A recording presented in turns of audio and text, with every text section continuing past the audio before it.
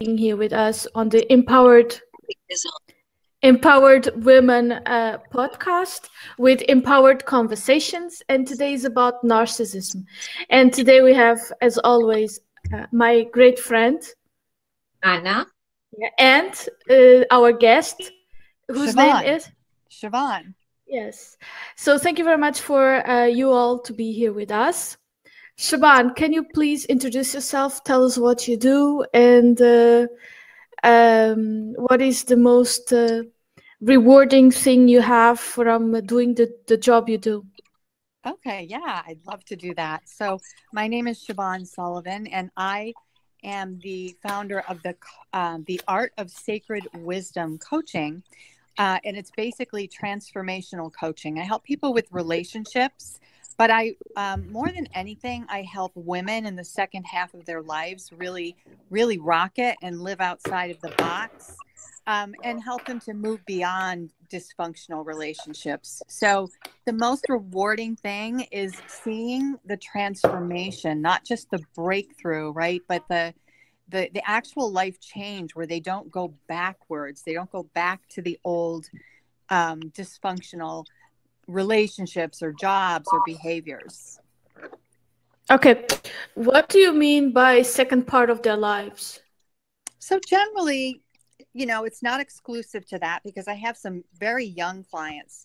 But generally, the thing that I love doing most is helping women who, for example, are getting out of really bad relationships, who are older, they're done with, raising children or whatever, or they're completely done with the career they're in. They're totally burned out and they just want to get the heck out of there. So I help them to make that transformation and start living the life that's, true to them, screw what everybody else thinks and tells them and the shoulds and all that kind of thing. I help them to just totally rock this new life. Okay, very good. Can you tell us an example that you are the most proud of? Oh, gosh. Okay, sure. Well, probably I'm the most proud of my own. But that's kind of what got me on the road here. But I would say, gosh, I've got a few.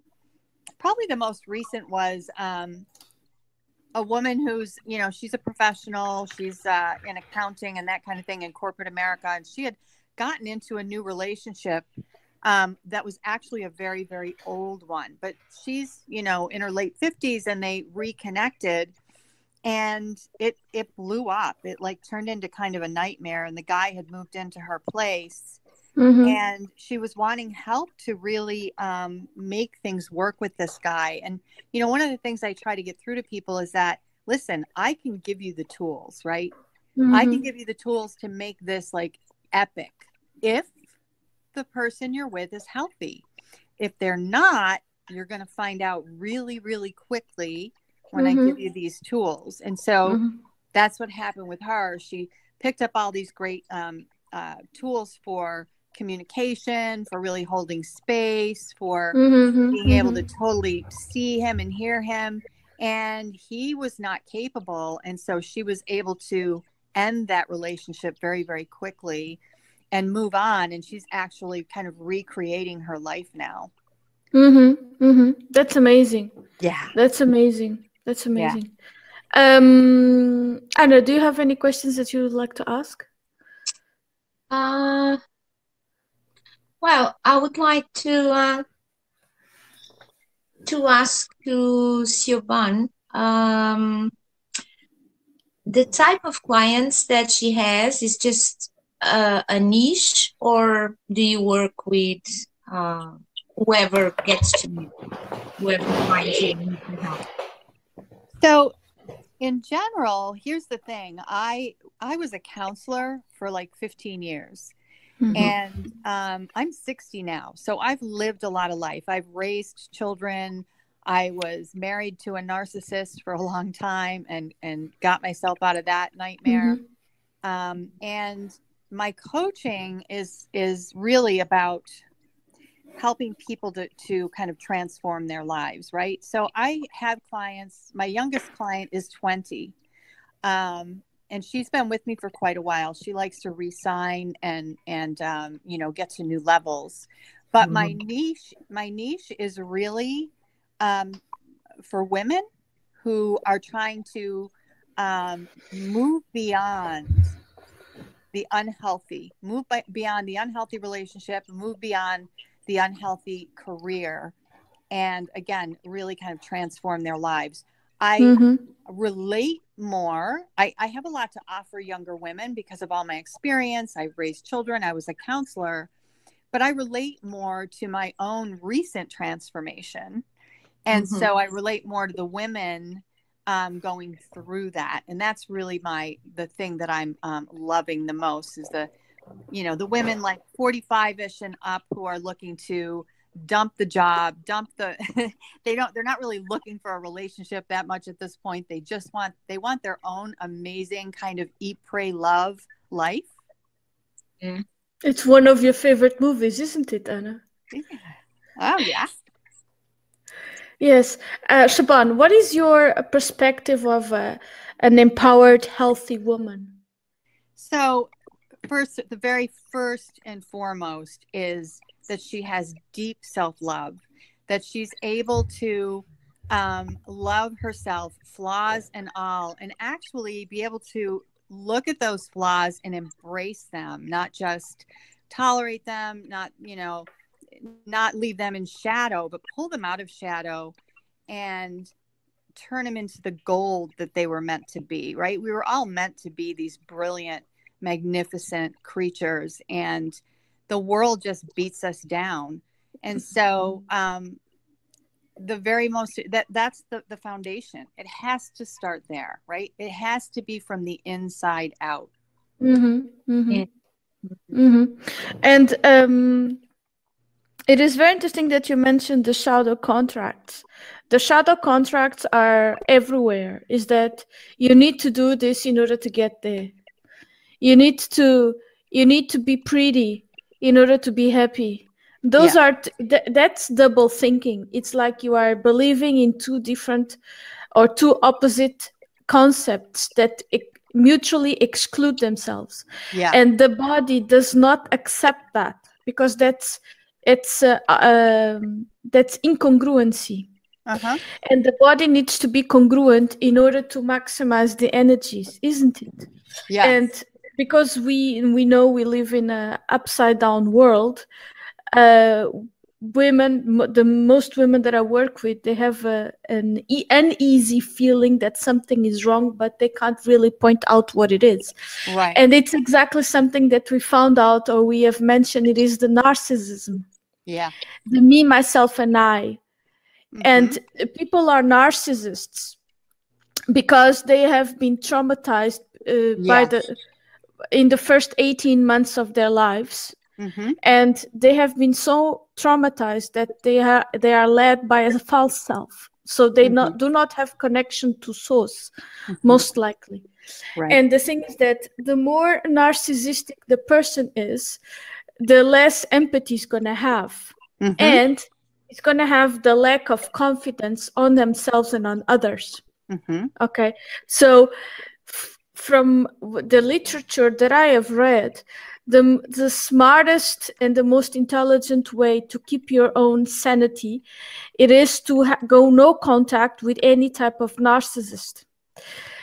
The other methods that exist, there are 8 methods. The one is no contact. The other 7 methods will always compromise your sense of empathy and your sense of confidence of others.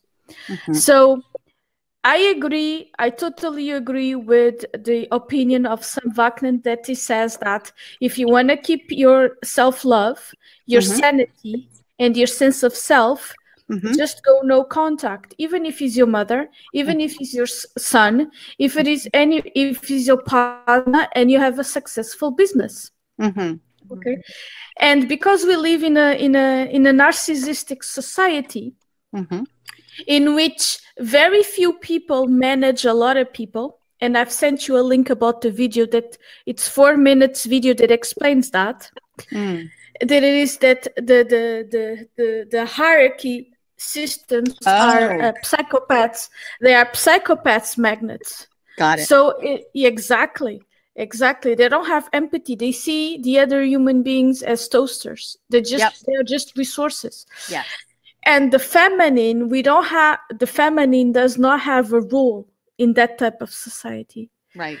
Okay, so we must organize ourselves in order to create a new model by using our imagination. Absolutely. And aligning our thoughts, feelings, emotions, and actions. Mm-hmm.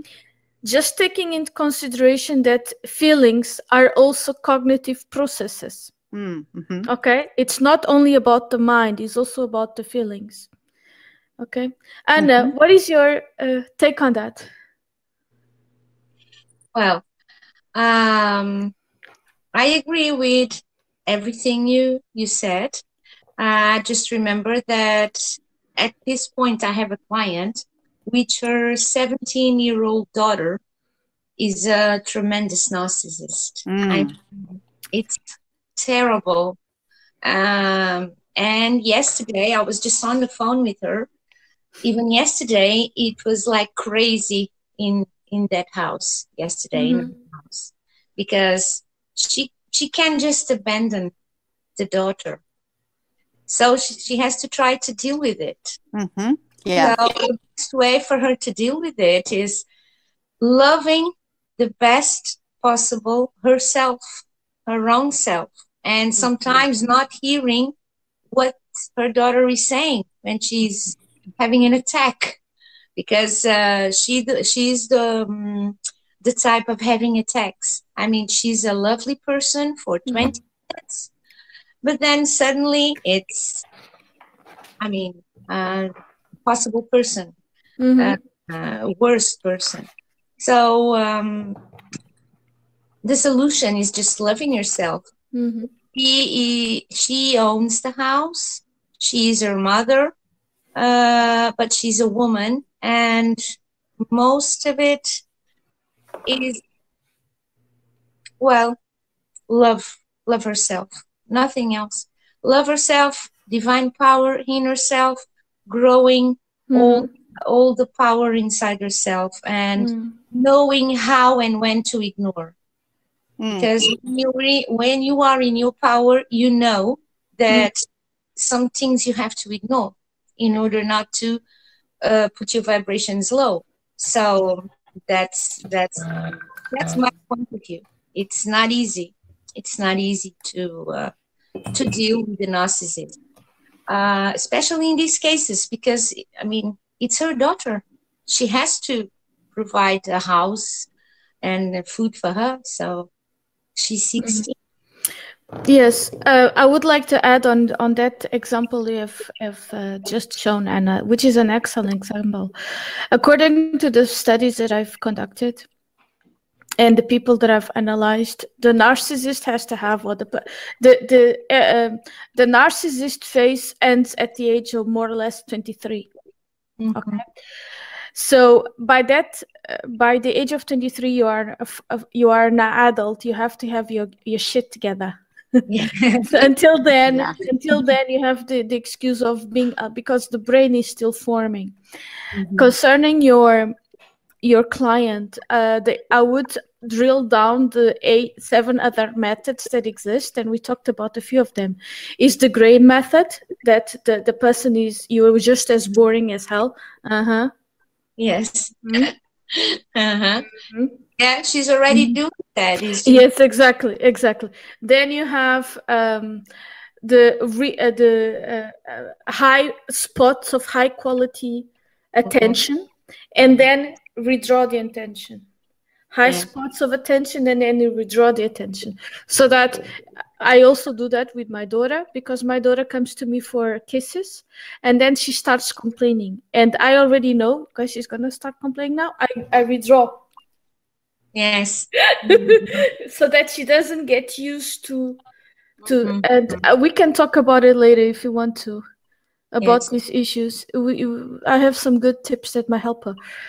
Siobhan, do you have any tips that you could help Anna's client? Yeah, I think one of the things that can be really difficult with a narcissist is that we don't want to get into too much black and white thinking. And yet with a narcissist, there is some black and white, ways that we have to handle them. Yes. So definitely when somebody's 17, they're not developed yet. I agree 100%. Most 17-year-olds are at least somewhat narcissistic, if not borderline, and especially females. And, the borderline kind of acting out, even if they're not diagnosable. But the most important thing, and because I had to live with my ex for a while before I moved out, was, again, starting with self-love, just like everybody's been saying, but boundary setting. And that can be first internal boundaries, so that our boundaries aren't like Swiss cheese and they're not penetrating us with their stuff, right? Their energy. But then also, what you were saying, this kind of be very boring, but come up with like a company line. There's a book by a woman named Nancy Levin. And it's wonderful, wonderful. And so you come up with a script ahead of time, right? And when you get to that place, you just repeat it, no matter how much they freak out. And you don't repeat it 10 times. You repeat it a couple times and you're done. And you keep coming back with that company line. I love you. I will do, I want to have this relationship, but this is what I need from you right now. No other explanations. No defensiveness. No backing it up. This is all there is. Stay calm, and let them do what they're going to do, and let them face the consequences of their behavior. Don't protect them from that. Exactly. You have to be consequent. Exactly. I also do that technique. So you repeat the technique, but I have smaller kids, so it's different because. Yeah, it is. It is different. I have we call it in German a Vorwarnung. So I do a pre-warning. Yeah, that's good. I do a pre-warning before. I used to do that to my father also in Christmas, because every time in Christmas he used to complain about the potatoes. So before the potatoes came to the table, I said, I don't want to hear you complaining about the potatoes. Yeah. So I already, before I go somewhere, I already demand the best behavior. But I have smaller kids, so they are easier. Yeah, I love that idea of like pre-framing things, right? Yeah. You set the expectations. Yes, exactly. Like you're in the company. And your boss says, this is the goal, this is what's supposed to hit, and this is what's supposed to happen. So that they get used to it. Yeah. I mean, that works in every area of life. It works great in coaching, right? You let people know ahead of time, if you want this to work, this is the attitude you got to bring, right? Yes. Well, I have smaller kids, so when I have the voice of the boss. Yeah, like I'm not, and they feel it. I said this. Oh yeah. This is not negotiable. But I have smaller kids. I don't have. I used to work in a call center. For a very a thing that you connect to the TV. I don't want to say the name, and then you play, and then something like that. So. And the kids, especially the boys, they were 12 years old. So what happened was that the women were divorced.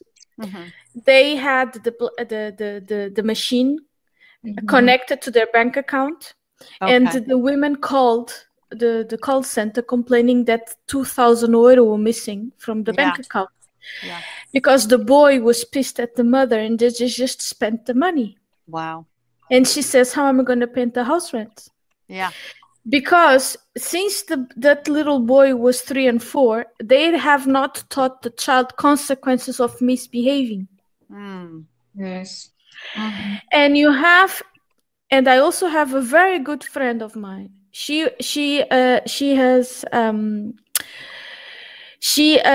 gives, or she searches for jobs, or pushes the people up that have been without work for several years. And she had a woman from an Arabic country. So the husband was here in Germany, and he married a woman from an Arabic country, and he spanked the woman in front of the kids. And my friend, that she's Russian, she told the woman, if he keeps on hitting you in front of the children, the children will start doing that to their wives. So my friend told her, you need to leave. Yeah. So she left for a week just to teach him a lesson that there is a place to go in Germany.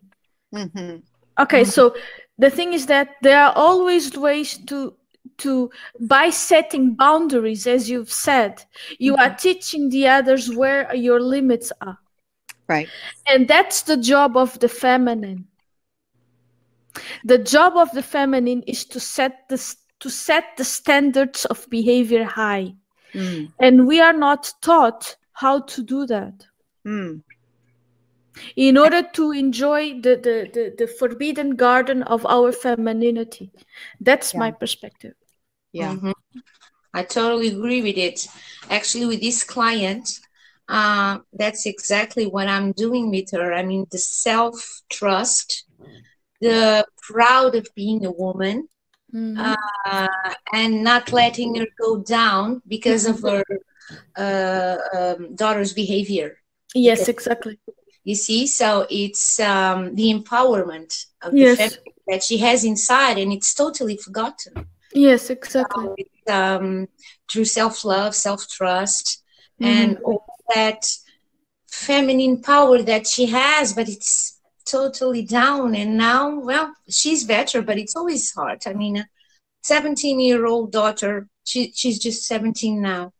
It's not easy at all, but that's how you say. I mean, society school doesn't teach that at all. So no, quite the opposite. You have to learn with life how to deal with this kind of people, and they come to us because somehow we will get stronger after dealing with them.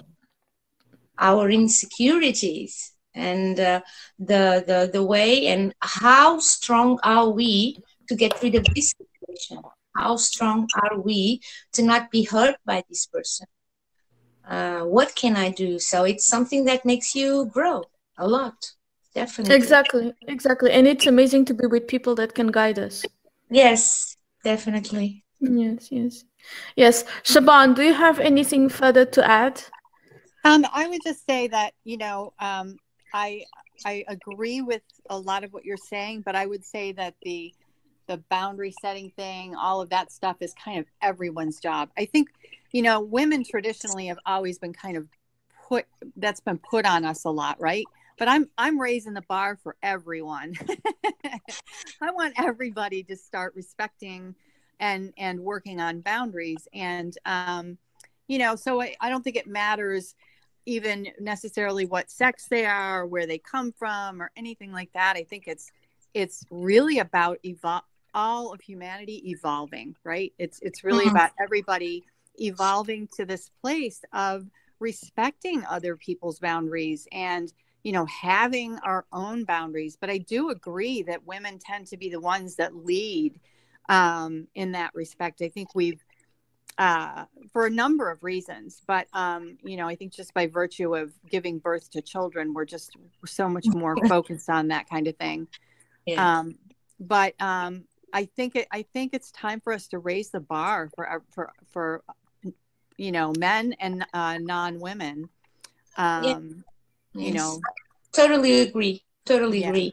Yeah, because there are a lot of men in situations, especially at work. I have clients as well. I work with men as well, and there are very frustrated men at work. They can't achieve what they want. They can't achieve the work, the promotion, because they really have the capacity, but their energy is just not strong enough for them to blow. And that's the problem. But it's all about self-trust, finding your own leader inside, and trust yourself, love yourself, because everybody starts changing around you. And you start respecting other people's boundaries as well. So it's all a cycle, actually. Everything is connected. Yeah, it is. Yeah. Well, the recording has already 26 minutes, so I would say it's to finish the podcast here. It is amazing, this conversation. Do you have a few last words, Siobhan? Only that I would love to sometime discuss with you more about what I think is happening, especially for men with those inner archetypes or those inner parts of them that they don't know about, that are keeping them, like, we were just discussing how they're stuck, right? Yes. Can't seem to move beyond. And this is all deep inner work. This is what I'm expert at doing. I love it so much, because this is about them going in and meeting the shadows in themselves. Yes. Yeah. That's what actually the eclipse that just happened yesterday is all about. Anna and we have been talking about it the whole weekend, because yes, we have been talking about it. We can talk a little bit after the recording. Okay. So we don't mix the topics. Okay. Yes. Yeah, Anna, do you have any last words you'd like to share with us? No. I mean, it was great being here, and the conversation was really nice. Yes. We are all women that really love what we do. Yes. So, yeah. It's always nice. So I just want to thank you both. Yes. Thank you. Welcome. Well, it's yes. Welcome. So thank you very much to the audience to be here with us. The emails, as always, to contact us are going to be on the description and also on the video. Okay, thank you very much, and see you next time. Okay, bye. Bye-bye. I will just stop recording.